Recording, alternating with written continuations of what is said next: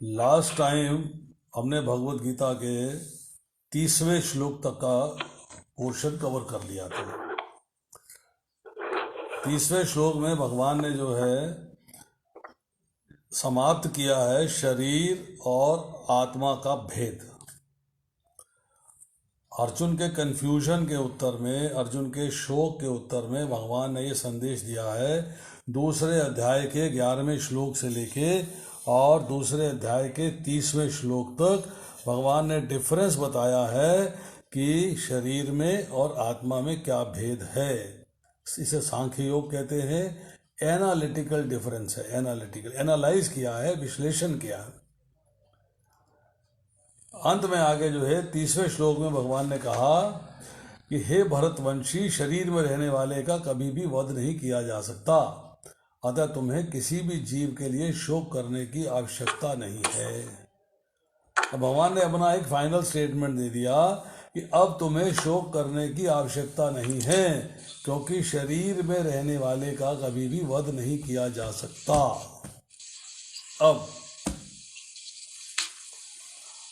इसके बाद 31 से लेके और 38 श्लोक तक का प्रकरण है, जिसमें भगवान जो है अर्जुन को बता रहे हैं कि क्षत्रिय का धर्म क्या है। अर्जुन के मन के अंदर कुटुंबियों के मरने का शोक था कि मेरे सारे सगे संबंधी, नातेदार, रिश्तेदार, भाई, ससुर, चाचा, भतीजा सब मेरे मारे जाएंगे। अब उस शोक में वो शोकग्रस्त है और परेशान है। दूसरी बात, उसके मन के अंदर जो उसके गुरुजन हैं, जो उसके घर के अंदर बड़े हैं, जैसे भीष्म पितामह हैं, द्रोणाचार्य हैं, कृपाचार्य हैं, उनको जो है उनके मरने से पाप लग जाएगा। पाप का भय है, मुझे पाप का भय है, डर है कि पाप का कार्य हो जाएगा। अर्थात जो कुटुंबी हैं उनका वियोग हो जाएगा। जब रिश्तेदार हैं, जब वो चले जाएंगे, मर जाएंगे, समाप्त हो जाएंगे, उनका वियोग हो जाएगा, तो क्या होगा कि उनके न रहने से, उनके अभाव से दुख सहना पड़ेगा। दुख होगा, अरे मेरे साथ होते तो कितना मज़ा होता, मेरे साथ होते तो कितना आनंद होता। अब वो साथ नहीं है, अब उनको जो है दुख की परिस्थिति आ गई। अब ये तो उसका एक शोक था। अब दूसरा आ रहा है कि जो पाप के कारण जो है परलोक में, अर्थात नरक में दुख भोगना पड़ेगा, नरक में दुख भोगना पड़ेगा। ये दूसरी बात आ गई, ये उसको डर है। अब भगवान ने अर्जुन का जो उसने शोक के लक्षण बताए थे, उस शोक को दूर करने के लिए तो 11वें श्लोक से लेके 30वें श्लोक तक का प्रकरण कहा। अब भय दूर करना है कि गुरुजनों को मारने का जो पाप का भय है, उसको दूर करने के लिए क्षत्रिय का धर्म क्या है, इस विषय की चर्चा, इस विषय का प्रकरण अब आरंभ कर रहे हैं। तो यहाँ 31वें श्लोक में भगवान कहते हैं, स्वधर्मम अपि च अवेक्षय न विकम्पितुम अर्हसि, धर्म्यात् हि युद्धात् श्रेयः क्षत्रियस्य न विद्यते। क्षत्रिय होने के नाते अपने विशिष्ट धर्म का विचार करते हुए तुम्हें जानना चाहिए कि धर्म के लिए युद्ध करने से बढ़कर तुम्हारे लिए अन्य कोई कार्य नहीं है, अतः तुम्हें संकोच करने की आवश्यकता नहीं है। अर्थात यहाँ पे चर्चा आई है कि जो स्वधर्म है, अर्थात तुम्हारा धर्म है, उसका पालन करना आवश्यक है। अब देखिए, स्वधर्म क्या है। स्व मतलब स्वयं, मतलब अपना। धर्म मतलब जो करने योग्य कर्तव्य कर्म है, वो धर्म है।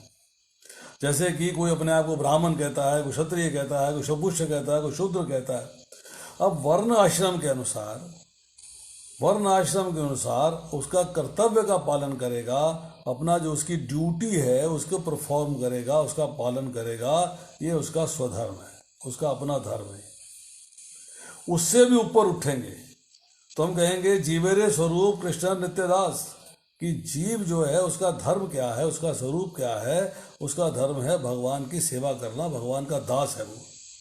तो अगर वो कर्तव्य का पालन करता है, पिता है तो पुत्र के प्रति कर्तव्य है, पुत्र है तो पिता के प्रति कर्तव्य है, पत्नी है तो पति के प्रति कर्तव्य है, पति है तो पत्नी के प्रति कर्तव्य है। अर्थात उनको जो है, जो उनका कर्तव्य है, जो उनकी ड्यूटी है, जो एसेंशियल ड्यूटी है जो करनी चाहिए, उसको यहाँ पर जो है धर्म कहा गया।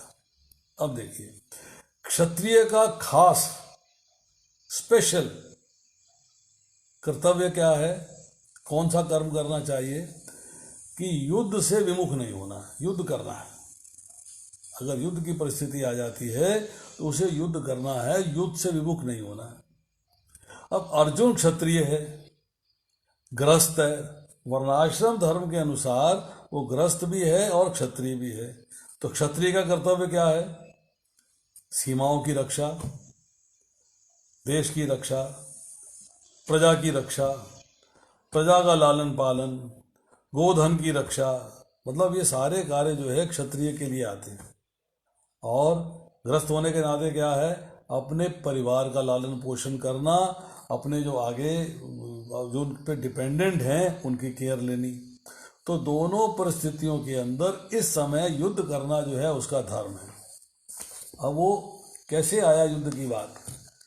युद्ध की बात ऐसे आई कि जब कृष्ण को कौरवों ने अर्थात दुर्योधन ने कैद करने का प्रयास किया और उसके पहले जो है द्रौपदी का चीरहरण किया गया, तब माता कुंती जो है क्रोधित हो गई। तो उन्होंने कहा, एत धनंजय वाचो नित्ययुक्तो वृकोदरा यदर्थम क्षत्रिय सूते तस्य को काले अव्ययात गता। मतलब अब जो है तुम अर्जुन तथा युद्ध के लिए सदा उद्युत रहने वाले भीम से कहना कि जिस कार्य के लिए क्षत्रिय पुत्र उत्पन्न करती है उसको पूरा करने का समय आ गया है, उसको पूरा करने का समय आ गया है। मतलब अब युद्ध होगा। अब युद्ध करना है तो तुम्हें जो है इंस्ट्रक्शन मिली है माँ के द्वारा। तुम अपने घर से यहाँ युद्ध भूमि में युद्ध करने के लिए आए हो, फिर तुम युद्ध से विमुख क्यों हो रहे हो? अपने क्षत्रिय का धर्म क्यों छोड़ रहे हो? अपना स्वधर्म क्यों छोड़ रहे हो? तो अब जो है यहाँ पर चर्चा हो रही है कि क्षत्रिय के लिए किया गया स्वधर्म अपने कर्तव्य कर्म है। ये बात समझने की इम्पोर्टेंट है, इसको समझना चाहिए। अब आते हैं हम उसके बाद 32वें श्लोक में। 32वें श्लोक में कहा गया है, हे पार्थ, वे क्षत्रिय सुखी हैं जिन्हें ऐसे युद्ध के अवसर अपने आप प्राप्त होते हैं जिससे उनके लिए स्वर्ग लोक के द्वार खुल जाते हैं। मतलब वे क्षत्रिय सुखी हैं। कौन सुखी है? जिन्हें युद्ध के अवसर अपने आप प्राप्त होते हैं, और ऐसे क्षत्रिय के लिए स्वर्ग लोक के द्वार खुल जाते हैं। अब नरक में अर्जुन कह रहा है मुझे शाश्वत वास करना होगा, पर अर्जुन द्वारा ये जो स्टेटमेंट है, ये जो वक्तव्य है, ये अज्ञान जन है, अज्ञान से उत्पन्न हो रही। इज नॉट नॉलेजफुल, उसको ज्ञान नहीं है इस वक्त। अपना स्वधर्म का आचरण करने के लिए वो अहिंसक बन रहा है। प्रभुपाद जी लिखते हैं वो अहिंसक बन रहा है, परंतु क्षत्रिय के लिए युद्ध भूमि में स्थित होकर अहिंसक बनना मूर्खों का दर्शन है। मूर्ख युद्ध आदमी का, युद्ध भूमि में आए हैं तो युद्ध करना असेंशियल है। अब पराशर स्मृति में व्यासदेव के पिता पराशर ने कहा है, क्षत्रियो ही प्रजा रक्षण शस्त्रपाणी प्रदंडयन निर्जित्य पर सैन्यादि क्षितिम धर्मे न पालयेत। कि क्षत्रिय का धर्म है वे सभी क्लेशों से नागरिकों की रक्षा करे, प्रजा का लालन पालन करना, प्रजा की रक्षा करनी है। इसलिए उसे शांति तथा व्यवस्था बनाए रखने के लिए हिंसा करनी पड़ती है। अतः शत्रु राजाओं के सैनिकों को जीतकर धर्म पूर्वक संसार पर राज्य करना चाहिए। तो जब सारी बातें समझते हैं तो अर्जुन को जो है युद्ध से पलायन करने का कोई कारण नहीं है। देयर इज नो रीज़न कि उसको जो है युद्ध भूमि से पलायन करना चाहिए। अब देखिए, सुखीन क्षत्रिय पार्थ लभन्ते युद्धम इषदम, ये जो बात आ रही है यहाँ पे कहा है कि जिनको धर्म में युद्ध प्राप्त हुआ है, धर्म में युद्ध, उनके वो क्षत्रिय जो है बड़े सुखी हैं। तो सुखी का मतलब क्या हुआ यहाँ पे? व्हाट डज सुखी मीन? युद्ध करना सुख है क्या? तो यहाँ सुखी कहने का तात्पर्य है कि अपने कर्तव्य का पालन करने में जो सुख है, अपनी ड्यूटी को परफॉर्म करने में जो सुख है, वो सांसारिक भोगों में, सेंस ग्रेटिफिकेशन में नहीं है। कि you should perform your duties, जो आपके कर्तव्य हैं उनका पालन करिए, that is essential for you. अब आती है 33वां श्लोक। 33वें श्लोक में क्या कहा जा रहा है? किंतु यदि तुम युद्ध करने के स्वधर्म को संपन्न नहीं करते तो तुम्हें निश्चित रूप से कर्तव्य की उपेक्षा करने का पाप लगेगा और तुम योद्धा के रूप में अपना यश खो दोगे। युद्ध ना करने से जो हानि हो रही है उसकी चर्चा 33वें, 34वें, 35वें, 36वें 4 श्लोकों में हो रही है। अब यहाँ बता रहे हैं कि अर्जुन जो है बड़ा ही एक विख्यात योद्धा है, सब जानते हैं। देवताओं से युद्ध करके उसने यश अर्जित किया है। शिकारी के वेश में शिवजी से युद्ध करके उन्हें हराकर अर्जुन ने प्रसन्न कर लिया था और पाशुपतास्त्र उससे ग्रहण किया था। सभी जानते हैं कि महान योद्धा है। अब स्वयं द्रोणाचार्य ने उन्हें एक स्पेशल अस्त्र दिया था जिसके द्वारा वे अपने गुरु का वध कर सकता था। अपने धर्म पिता स्वर्ग के राजा इंद्र समेत अनेक अधिकारियों से युद्धों के प्रमाण पत्र और शस्त्र प्राप्त किए थे, परंतु यदि यहाँ वो युद्ध का परित्याग करता है तो क्षत्रिय धर्म की उपेक्षा करने का दोषी हो जाएगा कि तुम क्षत्रिय धर्म का पालन नहीं कर रहे। तो क्षत्रिय धर्म का पालन नहीं करेगा तो क्या होगा कि पाप लगेगा और कीर्ति का नाश होगा। जो उसकी एक कीर्ति है, जो उसका यश है, वो उसका जो है नाश हो जाएगा। नरक जाने के लिए अपना मार्ग तैयार कर लेगा क्योंकि वो अपने कर्तव्य का पालन नहीं कर रहा। यहाँ कह रहे हैं युद्ध भूमि में कर्तव्य का पालन करने से स्वर्ग की प्राप्ति होगी, परंतु अल्टीमेट भगवान ने स्टेटमेंट क्या दी कि non performance of your duty in this battle field will lead you to नरक, नरक ले जाएगा आपको। आपको युद्ध से पलायन नहीं करना है। युद्ध से पलायन किया और नरक जाने का रास्ता तैयार हुआ। ये एक बड़ा इंपॉर्टेंट पॉइंट है जिसको कि ध्यानपूर्वक समझना है कि performance of one's own duties, जो उसके कर्तव्य हैं, जो शास्त्रों के अनुसार जिस वर्ण और आश्रम में वो रह रहा है, उसके जो कर्तव्य हैं, उसकी जो ड्यूटीज है, उसका पालन करना आवश्यक है। That is very important. अब कहते हैं अब तुम्हें धर्म युद्ध जो है, तुम तो मांगने नहीं गए, हम युद्ध करेंगे। ये तो जो स्थितियां ऐसी बनी हैं कि तुमको जो है युद्ध में पार्टिसिपेट करना पड़ रहा है, युद्ध में जाना पड़ रहा है। अब तुमने कहा मैं भीख मांग के गुजारा कर लूंगा।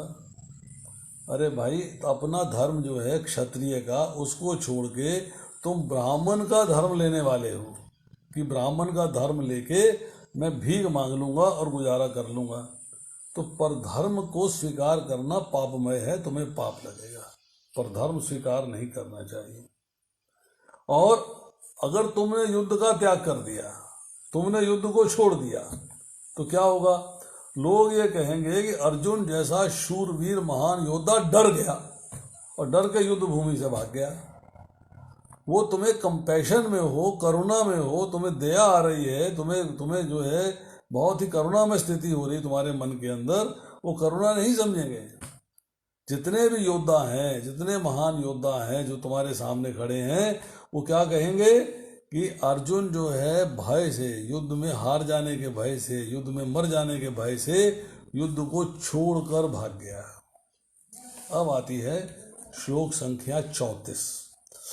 लोग सदैव तुम्हारे अपयश का वर्णन करेंगे और सम्मानित व्यक्ति के लिए अपयश तो मृत्यु से भी बढ़कर है। अब देखिए, स्थितियां दो हैं।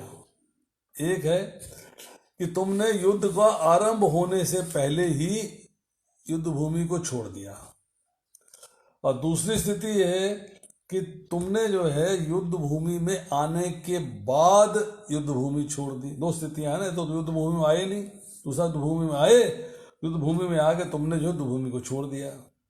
अब भगवान जो है कहते हैं विमुख नहीं होना, विमुख नहीं होना।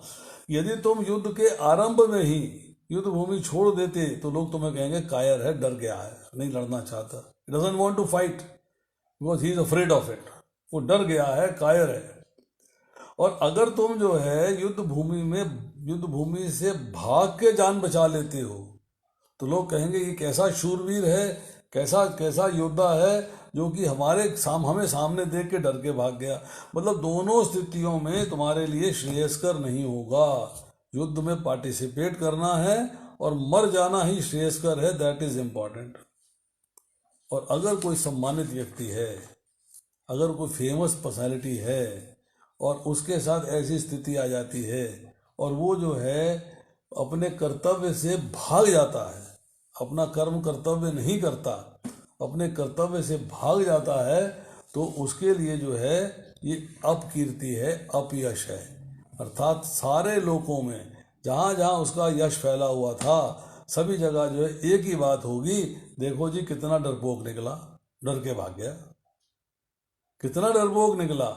मैं बड़ा पहलवान बनता था, बड़ा शस्त्र योद्धा बनता था, परंतु डर के भाग गया। इसलिए अब तुम मेरे मित्र हो, मेरी मित्रता के भरोसे तुम यहाँ पर आए हो, और यहाँ तुम जो है मेरी मित्रता को छोड़कर उसका दुरुपयोग करके समाज में अपनी प्रतिष्ठा खोने को तैयार हो। युद्ध करो, प्रतिष्ठा खोने के अपयश से बच जाओगे। तुम्हारी जो फेमी है वो इनफेमी में नहीं बदलेगी। तुम फेमस हो, फेमस बने रहोगे कि yes you have one the war, तुमने ये लड़ाई जो है जीत ली है। एक बात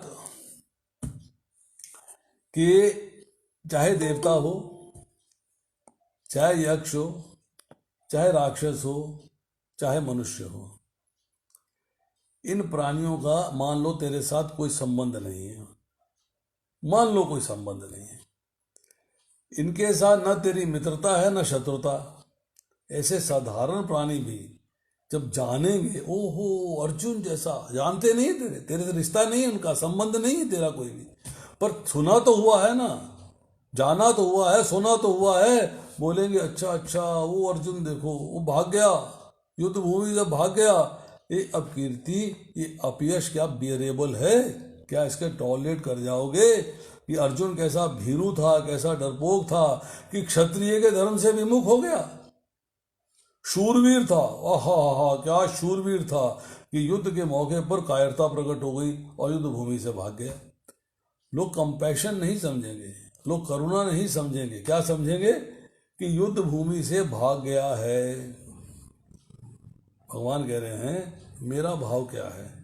मेरा भाव है स्वर्गलोक में, मृत्युलोक में, पाताल लोक में, जहां भी तेरी धाक जमी हुई है, जहां तेरी धाक जमी हुई है वहां तेरी अपकीर्ति होगी, तेरा अपयश होगा। कोई आदमी जो अपनी श्रेष्ठता को लेके जितना अधिक प्रसिद्ध होता है, जितना अधिक फेमस होता है, उसकी कीर्ति या अपकीर्ति भी उतनी ही अधिक होती है, उतनी ही अधिक होती है। ज़्यादा फेमस है तो ज़्यादा फेमस नहीं है, मतलब वो बदमाशी की तरफ फेमस है, तब भी उसका जो कीर्ति है वो जो है वो चारों लोकों में फैलती है, सब जगह फैलती है, अर्थात वो उससे बच नहीं सकता। अब आता है श्लोक संख्या 35। जिन जिन महान योद्धाओं ने तुम्हारे नाम तथा यश को सम्मान दिया है वे सोचेंगे कि तुमने डर के मारे युद्ध भूमि छोड़ दी है, इस तरह तुम्हें तुच्छ मानेंगे। मैंने कहा था ना ये 31 से लेके 35 तक यही चर्चा चलेगी, वही चर्चा चलती आ रही है कि तू ऐसा समझता है, तेरे मन में फीलिंग आ गई है, तेरे मन में भाव आ गया है कि मैं अपना कल्याण करने के लिए युद्ध से उपरत हो रहा हूँ, युद्ध छोड़ के जा रहा हूँ, क्योंकि मैं हिंसा नहीं करना चाहता, मैं अहिंसा के मार्ग में चलना चाहता हूँ। तुमने वो जो है दे दिया, yes I do not want to kill anybody, feel कर लिया तुमने भी। परंतु अगर ऐसी बात है कि तू युद्ध को पाप पालता है, तो एकांत में रह के भजन करता, स्मरण करता, भगवान की सेवा करता, युद्ध के लिए प्रवृत्त क्यों होता है? युद्ध के लिए क्यों आता है? ना आता युद्ध के लिए, अलग रहता, बिल्कुल एकदम एकांत में रहता। परंतु तू एकांत में न रह के युद्ध में आया है, you have come here to fight, युद्ध में आया है, युद्ध में प्रवृत्त हुआ है। अगर तू युद्ध छोड़ के चला जाएगा, युद्ध से पलायन कर जाएगा, तो बड़े बड़े महारथी समझेंगे कि हमें सामने देख के ये डर के मरने के भय से युद्ध से भाग गया। क्या एक्सेप्टेबल है? क्या तुम इसको मानते हो? क्योंकि युद्ध करना तो क्षत्रिय का कर्तव्य है और तुम कर्तव्य से विमुख हो रहे हो। कहते हैं भीष्म, द्रोणाचार्य, कृपाचार्य, शल्य, कर्ण सारे के सारे महारथी हैं। इनकी दृष्टि में तेरी स्थिति बहुत ऊंची है। उनके मन में एक विश्वास है कि युद्ध करने में नामी शूरवीर तो अर्जुन है, अर्जुन से बड़ा शूरवीर कोई नहीं। मान ली उन्होंने बात। इसने युद्ध में दैत्यों को, देवताओं को, गंधर्वों को हराया हुआ है। अगर तू युद्ध से निवृत्त हो गया, युद्ध छोड़ के चला गया, तो महारथियों के सामने यास्यसी लाघवम अर्थात तुच्छता को, लघुता को प्राप्त हो जाएगा, अर्थात उनकी दृष्टि में तो गिर जाएगा। ये बात सोच के चलना कि तुमने इन सबको दया करके युद्ध भूमि छोड़ दी, ऐसा नहीं है। वो सोचेंगे कि प्राणों के भय से युद्ध भूमि छोड़ दी है। तो इस तरह जो इनकी दृष्टि में तेरे प्रति सम्मान था, वो सम्मान धूल में मिल जाएगा। अब आती है श्लोक संख्या 36। 36वें श्लोक में भगवान कह रहे हैं तुम्हारे शत्रु अनेक प्रकार से कटु शब्दों से तुम्हारा वर्णन करेंगे और तुम्हारी सामर्थ्य का उपहास करेंगे। इसलिए इससे अधिक दुखदाई और क्या हो सकता है? ये बताओ कि उन्होंने कड़वे शब्दों से, बहुत ही कड़वे शब्दों से तुम्हारा उपहास करेंगे, तुम्हारा मजाक उड़ाएंगे और तुम्हारी जो पावर है, तुम्हारी जो सामर्थ्य है, तुम्हारी जो शक्ति है, उसका भी उपहास करेंगे। अब बताओ इससे ज्यादा दुख भरी स्थिति तेरे लिए और क्या हो सकती है? तो भगवान ने, कृष्ण ने अर्जुन के अनकॉल्ड फॉर दया का भाव जो था, अयाचित अनकॉल्ड फॉर जो दया का भाव था, उसको उन्होंने जो है अनार्योचित बताया। अनार्यों के लिए होता है ऐसे, आर्यों के लिए नहीं। यू आर ए आर्य। और भगवान की जो स्टेटमेंट है वो क्लैरिफाई करती है कि भाई तुम आर्य हो और तुम्हारी कुछ आर्य होने के नाते रिस्पॉन्सिबिलिटीज हैं गृहस्थ आश्रम के प्रति, तुम्हें उन रिस्पॉन्सिबिलिटीज का पालन करना। अब इसमें जो है शब्द इस्तेमाल हुआ है तवाहिता, हित, अहित, अहित। तो अहित जो है उसका क्या अर्थ है? अहित का अर्थ है यहाँ पर शत्रु, अर्थात अहित करने वाला। यहाँ पे जो है लिखते हैं कि तवाहिता का जो ट्रांसफर है लिखा है तब तुम्हारे अहिता शत्रु, प्रभुपाद जी इसका ट्रांसलेशन लिख रहे हैं शत्रु। अहित नाम शत्रु का है और अहित शत्रु जो है आपका अहित करता है, कभी आपके फायदे की बात नहीं करता, आपको नुकसान देने की बात करता है, आपका अहित करता है। दुर्योधन, दुशासन, कर्ण आदि जो तेरे शत्रु हैं, तेरे वैर न रखने पर स्वयं तो तेरे साथ वैर रखेंगे। तू वैर नहीं रख रहा तो भाग जा, पर वो तो वैर रखेंगे, वो तो तेरा अहित करने वाले हर वक्त तैयार हैं, रेडी हैं अहित करने के लिए, शत्रुता निभाने के लिए। अब क्या होगा? ये बड़ा भारी शूरवीर है। मजाक उड़ना शुरू हो गया, तेरे सामर्थ्य की निंदा करनी शुरू हो गई, हंसी चालू हो गई, मजाक चालू हो गए, तेरी सामर्थ्य का मजाक उड़ना शुरू हो गया। अब देखा, युद्ध के मौके पर हो गया ना अलग, भाग गया, यहां से निकल गया पतली गली से। अरे हमारे सामने ये टिक सकता है क्या? ये फीलिंग आ जाएगी उनके मन के अंदर, तो क्या तुम इसको सह पाएगा? इससे बढ़कर अत्यंत भयंकर दुख और क्या होगा, ये बताओ। और दुख क्या हो सकता है? ये देखा जाता है, आमतौर पे हम लोग देखते हैं कि मनुष्य जो है तुच्छ आदमियों पे, अगर कोई साधारण सा आदमी है, तुच्छ व्यक्ति है, आपका अगर अपमान कर दे, आपको तिरस्कृत कर दे, तो आप जो है उस तिरस्कार को, उस अपमान को सह नहीं सकते। और अपनी योग्यता से, अपनी शूरवीरता से अधिक काम करके जो मर मिटता है, उसी की फेमी होती है, वही फेमस होता है, वही प्रसिद्ध होता है। तो ऐसी निंदा को, युद्ध छोड़ के भाग गया, युद्ध से उपरत हो गया, ये निंदा क्या तुम बर्दाश्त कर पाओगे? क्या तुम्हारे लिए उचित है? तुम निंदा टॉलरेट कर पाओगे क्या? और फिर 37वें श्लोक में कहते हैं, हे कुंती पुत्र, तुम यदि युद्ध में मारे जाओगे तो स्वर्ग प्राप्त करोगे, यदि तुम जीत जाओगे तो पृथ्वी के साम्राज्य का भोग करोगे। अतः दृढ़ संकल्प होके खड़े हो और युद्ध करो। अभी कृष्ण जानते हैं कि अर्जुन का पक्ष जीतेगा, धर्म का पक्ष है, और अर्जुन के मन में डाउट है, जीतेंगे कि नहीं जीतेंगे, जीतेंगे कि नहीं जीतेंगे। तो सामने योद्धा बड़े कड़क हैं, बहुत तेज है, पर उसे युद्ध तो करना है, युद्ध से छुटकारा तो है नहीं। तो भगवान कहते हैं कि अगर तू युद्ध में मारा भी गया बाई चांस,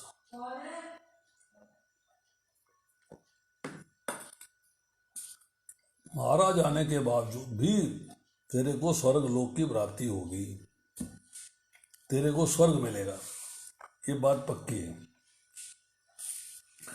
इसके पहले जो है अर्जुन ने कहा था 6ठे श्लोक के अंदर, दूसरे अध्याय के 6ठे श्लोक में, कि हम लोगों को इसका पता नहीं है युद्ध में हम उनको जीतेंगे या वे हमको जीतेंगे।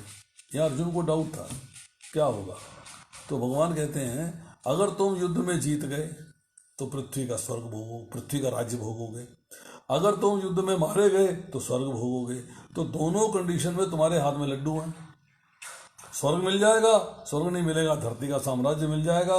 मतलब तुम्हें दोनों तरफ से लाभ ही लाभ है, और युद्ध ना करने से दोनों तरफ से हानि है।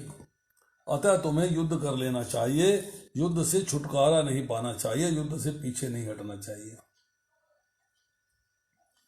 अब आती है इस आज का प्रकरण का आखिरी श्लोक, श्लोक संख्या 38। तुम सुख या दुख, हानि या लाभ, विजय या पराजय का विचार किए बिना युद्ध के लिए युद्ध करो। ऐसा करने से तुम्हें कोई पाप नहीं लगेगा। युद्ध में लग जा, युद्ध करने से तो पाप को प्राप्त नहीं होगा। अब कृष्ण जो है यहाँ उनकी इच्छा है कृष्ण की कि जब तू कृष्ण के आदेश पे युद्ध करेगा, कृष्ण ने तेरे को सारी गाइडेंस दे दी है, सारा रास्ता बता दिया है, तेरे को उपदेश दे दिया है कि अब तेरे को युद्ध करना चाहिए, तब सुख या दुख, हानि या लाभ, जय या पराजय को कोई महत्व नहीं देना चाहिए, नो इम्पोर्टेंस। देखिए क्या होता है। पाप का कारण युद्ध नहीं है, पाप का कारण होगी कामना। और तू कामना का त्याग करके युद्ध के लिए खड़ा हो जा। कामना क्या है? कामना तेरी ये है कि मैं किसी तरीके से पाप का कार्य करने से बच जाऊं, ये डिजायर है तेरी इस वक्त। राज्य भोगने की डिजायर नहीं है, स्वर्ग जाने की डिजायर नहीं है। तेरी इस वक्त की डिजायर क्या है कि कुटुंबियों को मारने से पाप लगेगा और गुरुजनों को मारना नहीं चाहिए। ये जो है तेरी डिजायर है, तो इस डिजायर से छुटकारा पाना चाहता हूं। बट भगवान क्या कहते हैं कि जब युद्ध होता है, जब लड़ाई होती है, तब या हार है या जीत है। सबसे पहला काम तो यही है ना, या हारेगा या जीतेगा, अर्थात या जय होगी या पराजय होगी। जब हार होगी या जीत होगी, उसका रिजल्ट क्या है? लाभ है या हानि है? हार गए तो हानि है, जीत गए तो फायदा है, लाभ या हानि है। जब लाभ या हानि हो गई तो क्या होगा, लाभ हो जाए तो सुख मिलेगा, हानि हो जाएगी तो दुख मिलेगा। तो भगवान कहते हैं कि तेरा जो है धारने में या जीतने में, लाभ हानि में सुखी या दुखी होना उद्देश्य नहीं है। तेरा जो एम है, तेरा जो टारगेट है, तेरा जो उद्देश्य है, वो इन तीनों में एक समान होकर अपने कर्तव्य का पालन करना है। Performance of duty, that is important. हारेगा नो प्रॉब्लम, जीतेगा नो प्रॉब्लम, सुखी होगा नो प्रॉब्लम, दुखी होगा नो प्रॉब्लम, पर तेरे को जो है अपनी ड्यूटी को प्रॉपरली परफॉर्म करना है। This is most important. अब तू पहले से सोच ले कि तेरे को अपने कर्तव्य का, अपनी ड्यूटी को परफॉर्म करना है, कर्तव्य का पालन करना है। जय पराजय से तेरा कोई संबंध नहीं है, नॉट रिलेटेड, नॉट इंटरेस्टेड। अब देखिए, व्यक्ति काम करता है, जब कार्य करता है, या तो सकाम कर्म करेगा या निष्काम कर्म करेगा। तो सकाम कर्म करता है, दोनों कंडीशंस के अंदर कर्तव्य कर्म का पालन करना असेंशियल है, आवश्यक है। Performance of duty is essential. अब जिसका सकाम भाव है तो उसको कार्य करने में ना आलस्य करना चाहिए, ना प्रमाद होना चाहिए, ना उसको जो है निद्रा होनी चाहिए, इनको बिल्कुल कोई चिंता नहीं होनी चाहिए। तत्परता के साथ मतलब एक फटाफट प्लानिंग करके अपने कर्तव्य को कर देना, ये उसके लिए असेंशियल है। जिसका निष्काम भाव है वो अपना कल्याण चाहता है कि मैंने भगवान का निष्काम भाव से सेवा करी है, मुझे ठाकुर जी का धाम मिल जाए, उसे भी अपना कर्तव्य पालन तत्परतापूर्वक करना चाहिए। यस, बिल्कुल, एक उसमें डिले नहीं होना चाहिए, सुस्ती नहीं आनी चाहिए, चुस्ती से काम होना चाहिए। अब देखिए क्या होता है, सुख आता है तो अच्छा लगता है, सुख जाता है तो बुरा लगता है, दुख आता है तो बुरा लगता है, दुख जाता है तो अच्छा लगता है। अब कौन अच्छा है कौन बुरा, दोनों समान है, ये फील लेके आना है, ये फील, ये एहसास लेके आना है कि यस, मुझे कोई फर्क नहीं पड़ता, क्योंकि भगवान ने कहा है मात्र स्पर्शा तो कौन तो है शीत उष्ण सुख दुखदा आगम अपायनीय नित्या तान प्रत्यक्ष भारता। इसी दूसरे अध्याय का 14वां श्लोक है। ये सुख और दुख सर्दी और गर्मी के आने जाने के समान ही सीमित और क्षणिक अर्थात क्षणभंगुर हैं। ये आते हैं और जाते हैं, ये इंद्रिय बोध से उत्पन्न होते हैं। इसलिए हे अर्जुन, इनसे विचलित हुए बिना रहने का अभ्यास कर। मतलब सुख और दुख दोनों हैं, जय पराजय है, उनसे सुख और दुख की प्राप्ति होगी। ये इनसे जो है विचलित नहीं होना है, इनसे विचलित नहीं होना है। कर्म में सुख मिले ये लोभ, कर्म में सुख मिले ये लोभ, इसमें इंटरेस्ट नहीं होना चाहिए, इसमें प्रवृत्ति नहीं होनी चाहिए। और दुख में डर लगता है इसलिए निवृत्ति नहीं होनी चाहिए। भाई, जो स्थितियां भगवान ने आपके लिए पैदा करी हैं कर्म फलों के अनुसार, उसको उसी हिसाब से भोगना है। उसके अंदर कोई डिस्ट्रैक्शन नहीं, कोई डिस्टर्बेंस नहीं, कोई चिंता नहीं। अब देखिए, इसमें एक बात करते हैं और ध्यान दीजिएगा जरा, बड़ी इंपॉर्टेंट बात है। इन्हीं श्लोकों से देखिए, इसमें जो है बात कही गई है कि अर्जुन ने पहले अध्याय में जो दलीलें दी थी, अर्जुन ने पहले अध्याय में जो बातें करी थी, पहले अध्याय के 31वें श्लोक में बोला था कि युद्ध करने में कल्याण नहीं दिखता, कोई फायदा नहीं दिखाई देता कि हमारा लाभ हो जाएगा, हमारा फायदा हो जाएगा। अब उसी का दूसरे अध्याय के 31वें श्लोक में भगवान कह रहे हैं क्षत्रिय के लिए धर्म युद्ध से बढ़कर कल्याण का कोई साधन नहीं। वहां अर्जुन का डाउट था कल्याण नहीं दिखता, यहाँ भगवान कहते हैं कल्याण का कोई साधन नहीं है, इससे बढ़कर क्या है, क्षत्रिय के लिए धर्म युद्ध। अब कहते हैं पहले अध्याय के 36वें श्लोक में, बैक साइड में जाएंगे तो 36वें श्लोक में कहा है युद्ध करके हम सुखी कैसे रहेंगे, युद्ध करके हम सुखी कैसे रहेंगे। भगवान जो है इसी दूसरे अध्याय के 32वें श्लोक में उत्तर देते हैं जिन क्षत्रियों को युद्ध मिल जाता है वह क्षत्रिय सुखी हैं, वह क्षत्रिय सुखी हैं। उन्होंने पहले ही कह दिया कि जिनको मिल जाता है वो क्षत्रिय सुखी हैं। ये बात क्लियर कर दी। अब सुखी कहने का मैंने रीज़न बता दिया, उसका मीनिंग क्या है कि अपने कर्तव्य का पालन करने में जो सुख है वो सांसारिक सुख भोगों को भोगने में नहीं। तो अपना कर्तव्य पालन करने में जो सुख की प्राप्ति होगी वो मैचलेस है। अब पहले अध्याय के 43वें श्लोक में जो बात कही अर्जुन ने, युद्ध के परिणाम में नरक की प्राप्ति होगी, हिंसा होगी, लोग मारे जाएंगे, नरक की प्राप्ति होगी।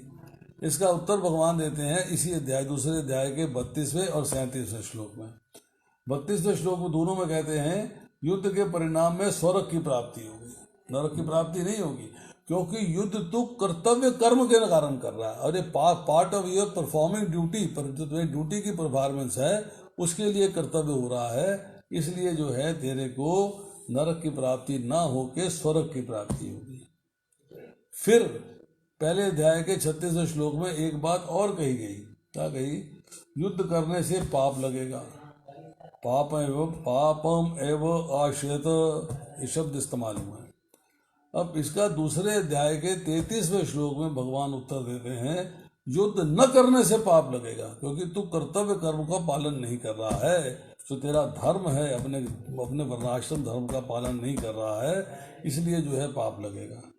फिर पहले अध्याय के 39वें श्लोक में चर्चा आती है युद्ध करने के परिणाम में धर्म का नाश होगा, युद्ध करने के परिणाम में धर्म का नाश होगा। तो दूसरे अध्याय के 33वें श्लोक में कहते हैं कि युद्ध न करने के परिणाम से धर्म का नाश होगा। युद्ध न करने, अगर तूने युद्ध नहीं किया है तो you are not performing your duties rightfully, तो वो जो है धर्म का नाश कर रहा है, वो जो है धर्म का नाश होगा। अब अर्जुन का आग्रह क्या है? अर्जुन का आग्रह है कि युद्ध रूपी कर्म जो है बड़ा घोर कर्म है, बड़ा बुरा कर्म है, अच्छा काम नहीं है। भिक्षा मांग के खा लूंगा मेरे लिए श्रेयस्कर है, मैं क्यों युद्ध करूं, क्यों लोगों को मारूं? ये दूसरे अध्याय के 5वें श्लोक में कहा गया। तो भगवान ने युद्ध करने की आज्ञा दी है दूसरे अध्याय के 38वें श्लोक में कि you should perform your duty. इस अगर ड्यूटी है युद्ध करना तो तुम्हारे लिए युद्ध करना जरूरी है।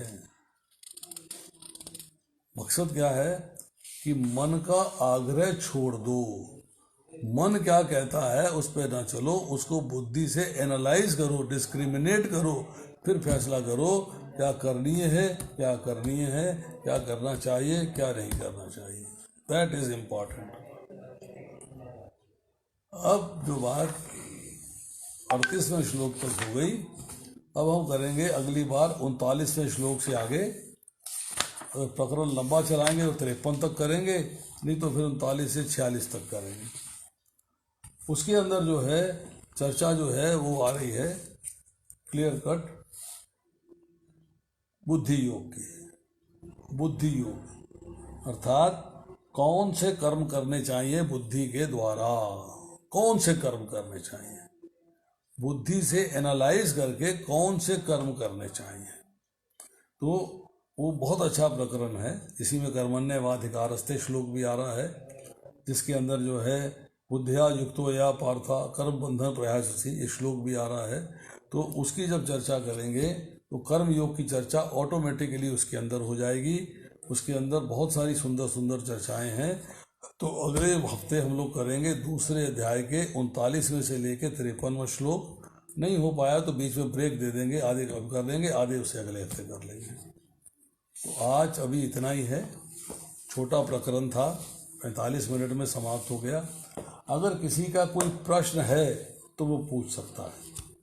इस प्रकरण के अंदर मनोधर्म को छोड़ने की शिक्षा मिलती है। मन में जो बातें उठ रही है, मेरा मन ये कहता है, उस धर्म को छोड़ने की शिक्षा मिलती है। जैसे मैंने बताया, अर्जुन कहता है युद्ध करना छोड़ दूंगा, भिक्षा मांगना श्रेयस्कर है। भगवान कहते हैं युद्ध करो, तुम इस वक्त युद्ध भूमि में आए हो, तुम्हें युद्ध परफॉर्म करना चाहिए। कह रहे उद्धव जी ने भगवान के साथ रहने की इच्छा करी थी, तो भगवान ने क्या कहा, उत्तराखंड में जाकर तपस्या करो। उद्धव जी शांत स्वभाव से उत्तराखंड चले गए, वो बहस नहीं करी। तो दूसरे अध्याय का जो 38वां श्लोक है, that is a little important. जय पराजय की जहाँ बात हो रही है, वहाँ पर ये आ रहा है कि सकाम कर्म से निष्काम कर्म का मार्ग एवं जिसका लक्ष्य आत्मज्ञान एवं मोक्ष है, ये बताया जा रहा है कि समभाव रहना है, समता में रहना है, कोई डिस्टर्बेंस नहीं होना चाहिए, ना लेफ्ट में ना राइट में, समान एक समान बिल्कुल न्यूट्रल होकर चलना है, जिससे कि कोई आपको तकलीफ ना हो, कोई कष्ट ना हो और कोई ऐसा कार्य ना करे जो कि एक तरफा टिल्ट रहता हो। यस, बुरा है या अच्छा, नो, समान भाव से चाहे कोई भी व्यक्ति सामने आए, स्वभाव आपका समान होना चाहिए। पर इसकी डिटेल चर्चा होगी 5वें अध्याय के 18वें श्लोक में। विद्या विनय संपन्ने ब्राह्मणे कवि हस्तनी शुनि चाहे छुपाके चाहे पंडिता संदर्शना, वहाँ पे चर्चा होगी कि समान भाव कैसा होना चाहिए। समान भाव जो है आप रखते हैं तो समान भाव होना चाहिए, वो विचारों का होना चाहिए या कर्म का भी होना चाहिए, उसकी चर्चा वहाँ पे करेंगे जब 5वां अध्याय करेंगे, 18वां श्लोक करेंगे। अभी इतना ही, शेष फिर अगर किसी का कोई प्रश्न है तो वो पूछ सकता है। Most welcome. अभी 15 मिनट हैं हमारे पास, प्रश्न आप कर सकते हो।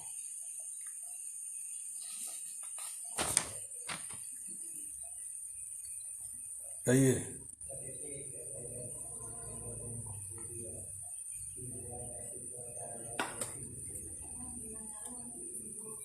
Know questions?